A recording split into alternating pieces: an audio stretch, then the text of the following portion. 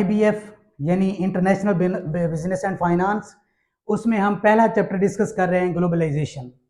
इसके बाद FDI discuss करेंगे, इसके बाद एंट्री स्ट्रेटेजीज डिस्कस करेंगे, इसके बाद इंपोर्ट एंड एक्सपोर्ट पे हम बात करेंगे। आज देखते हैं ग्लोबलाइजेशन क्या होती है। ग्लोबलाइजेशन का पहले ये कंसेप्ट समझे, ग्लोबलाइजेशन होती क्या है।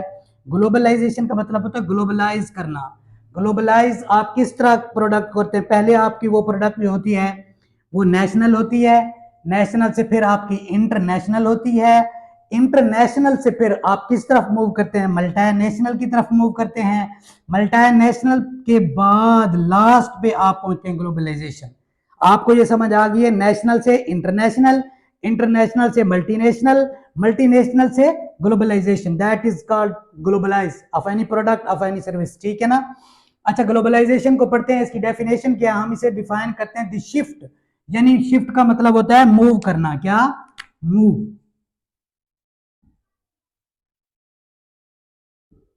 ऐसा शिफ्ट, शिफ्ट एक जगह से दूसरी जगह मूव करना, यानी ट्रांसफर, इसे कह सकते हैं ट्रांसफर।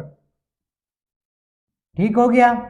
अच्छा, क्या? The shift toward integrated, integrated का मतलब होता है कनेक्टेड, एक दूसरे के साथ जुड़े हुए, इंटरडिपेंडेंट वर्ल्ड इकोनॉमी या इकोनॉमी, इकोनॉमिक सिस्टम जो होता है उसके साथ इंटरडिपेंडेंट, जो एक दूसरे के ऊपर डिपेंड करता है। अब इस इंटरडिपेंडेंट की आपको समझ नहीं आ रही, पहले इसको समझ लें। आपने पढ़ा होगा शायद मे बी किसी सेमेस्टर के अंदर, FTDR, foreign trade dependency ratio. ये होती है import plus export over GDP, grass domestic product multiply by 100, फिर इसकी रेशियो निकल आती है। तो ये लो हो तो क्या बेनिफिट होता है, हाई हो तो क्या बेनिफिट होता है, इसको थोड़ा सा समझ लेते हैं। हाई होने का मतलब ये है कि जिस मुल्क की इंपोर्ट एंड एक्सपोर्ट ज्यादा है उसकी FTDR यानी फॉरेन ट्रेड डिपेंडेंसी रेशियो ज्यादा होगी, हाई होगी। जिसकी इंपोर्ट एंड एक्सपोर्ट, जैसे पाकिस्तान को देख लें, इसकी कम है, और अदर कंट्रीज भी, अफगानिस्तान हो गया, ईरान की तो है ही नहीं, तो उनकी जो होती है FTDR बहुत लो होती है। ठीक है ना। तो लो लो वाले ये कंट्रीज हो गए। अच्छा, आप लो और हाई होने से FTDR का क्या फर्क पड़ता है, आप देखें। जैसे अगर हाई हो, इसका हम ये नहीं कह सकते जिसका लो है तो वो मुल्क फ्लॉप कर रहा है, जिसका हाई है तो वो बहुत ज्यादा तरक्की कर रहा है और बहुत ज्यादा उसको फायदे हैं। याद रखें, लो और हाई इस दोनों के बेनिफिट और एडवांटेज और डिसएडवांटेज हैं। हाई, जैसे आप चाइना को देख लें, पिछली मरतबा हमारे पास कोविड रहा है पूरी दुनिया में, तो कोविड ने क्या किया, जब जिन मुल्कों की इंपोर्ट एंड एक्सपोर्ट ज्यादा थी, हाई थी, तो क्या हुआ, जब ज्यादा थी उनकी इंपोर्ट एंड एक्सपोर्ट रुकने की वजह से बहुत ज्यादा उनको डिफिकल्टीज का सामना करना पड़ा। तो यानी जिनकी import and export FTDR ratio high था, FTDR रेशियो हाई था, उनके ऊपर बहुत इफेक्ट पड़ा। जैसे पाकिस्तान है, इसके ऊपर कोई इफेक्ट नहीं पड़ा, इतना ज्यादा नहीं पड़ा, यानी कि कोई का मतलब ये होता है कि बिल्कुल ना पढ़ना, लेकिन पढ़ा है, बहुत कम पढ़ा है। जैसे आप देख लें, मेरे ख्याल में मेरे पिछले साल की सर्चिंग है, आपको पता नहीं है, चाइना के साथ हमारी कितनी थी, 25%। तो कितना फर्क पड़ना था, थोड़ा फर्क पड़ना था। हम ऑयल करते हैं ज्यादा एक्सपोर्ट, और वो हम सऊदी अरब से करते हैं। चाइना के साथ हमारी थी तो हमें क्या ज्यादा इफेक्ट नहीं पड़ा। इसमें जो ज्यादा इंपोर्टेंट एक्सपोर्ट का ज्यादा फर्क पड़ा था चाइना और USA।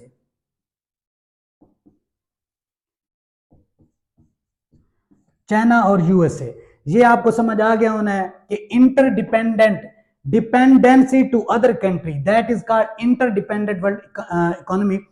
अब देखें, the world is moving away from self-contained national economies toward the interconnected global economic system। ये आपका जो इंटरकनेक्टेड ग्लोबल इकोनॉमिक सिस्टम, ऐसा ग्लोबल ऐसा इकोनॉमिक सिस्टम जो एक दूसरे के साथ कनेक्टेड हो, जिसे कहते हैं ग्लोबलाइजेशन। ठीक है ना। उम्मीद है कि इसकी समझ आ गई। ग्लोबलाइजेशन में दो चीजें आती हैं आपकी बेसिक, एक होती है आपकी मार्केट को ग्लोबलाइज करते हैं, दूसरी आप प्रोडक्ट को ग्लोबलाइज करते हैं। तो इसकी आप एग्जांपल भी एक देख लें। ग्लोबलाइजेशन, आपने कार तैयार करनी है या हेलीकॉप्टर तैयार करना है, आप हेलीकॉप्टर तैयार करता है USA, वो स्टीयरिंग किसी अदर कंट्री से बनवाता है, टायर किसी अदर कंट्री से बनवाता है, रिम किसी अदर कंट्री से बनवाता है, इंजन का जो कुछ अल्हम्दुलिल्लाह, सॉरी, हेलीकॉप्टर जो है वो किसी इसके पार्ट्स मुख्तलिफ कंट्रीज से खरीदता है, तो उसको क्या कहते हैं, globalization of the product. Product globalize हो रही है, दूसरों से हम ले रहे हैं, चीपर ले रहे हैं, सस्ती होगी अदर कंट्रीज के अंदर, हम सोर्सेज उनके यूज कर रहे हैं। तो ये चीजें, उसके क्या फर्क पड़ता है, कास्ट आपकी कम हो जाती है दूसरे मुल्क से। जो चीजें आप अपने मुल्क के अंदर प्लांट लगाने और आपको कास्ट ज्यादा आती है, आप दूसरे कंट्री से मंगवाते हैं, तो कास्ट कम होने की वजह से आपको ज्यादा बेनिफिट होता है, ठीक है ना। अब देखते हैं globalization of market. Globalization of market के बाद हम देखेंगे इंशाल्लाह ग्लोबलाइजेशन ऑफ प्रोडक्ट। अच्छा, globalization of market, merger. Globalization का मतलब मर्जर, मर्ज कर देना एक दूसरे के अंदर, कन्वर्जेंस, कन्वर्ट कर देना। Historically distinct and separate national market to global market, यानी जो कि डिफरेंट हैं, सेपरेट हैं, उनको क्या कर देना, इकट्ठा कर देना, तो उसको ग्लोबलाइजेशन कहते हैं। फॉर एग्जांपल पाकिस्तान एक नेशनल भी है, सेपरेट भी है, वाजे तौर पर सेपरेट है, तो ये दुनिया के साथ जब ट्रेड एक्सपोर्ट इंपोर्ट करता है तो ये ग्लोबलाइज हो जाता है, ठीक हो गया। अच्छा, इसके जो कुछ पॉइंट हैं उनके लिए मैंने आपके लिए एक बहुत आसान सा निमोनिक लिखा है। तमाम मैनेजर फसाद से फौरी तड़प गए। अब हर लफ्ज का आपने पहला लफ्ज लेना है, उससे एक पॉइंट बना लेना है। तमाम, टी, टी से ये लिखा हुआ है, trend to offer same basic products as a world wide, यानी ये कोशिश कर रहे हैं कि ऐसी प्रोडक्ट को लॉन्च किया जाए पूरी दुनिया पे काम करे। Trend to offer same basic product as a world wide, जैसे बर्गर है, मैकडोनल्ड को देख लें, केएफसी देख लें। अच्छा, एम से, एम से जी, एमएनसीज एस्टैब्लिश होमोजेनिटी एंड, आप ऐसा कह सकते हैं कि वो कोशिश कर रही हैं कि इनके अंदर होमोजेनिटी हो, चीज एक जैसी हो, जैसे कोका कोला है, इसी तरह अदर प्रोडक्ट्स हैं। तो ये एमएनसीज भी कोशिश कर रही हैं कि एक ऐसी चीज हो जो वर्ल्ड वाइड चले, ठीक है ना।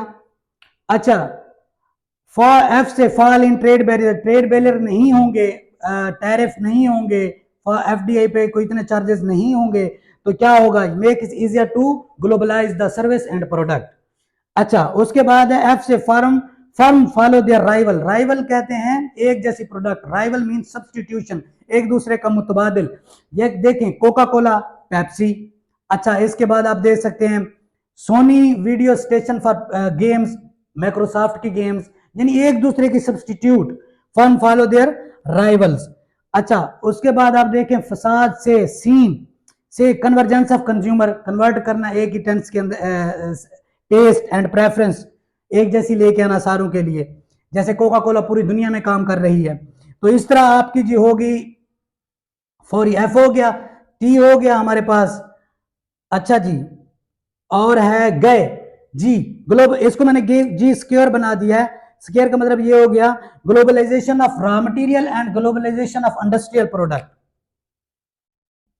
ये आपका जी आज का टॉपिक ग्लोबलाइजेशन हो गया है। इसके बाद हम डिस्कस करते हैं अगले लेक्चर के में, इंशाल्लाह आप देख सकते हैं।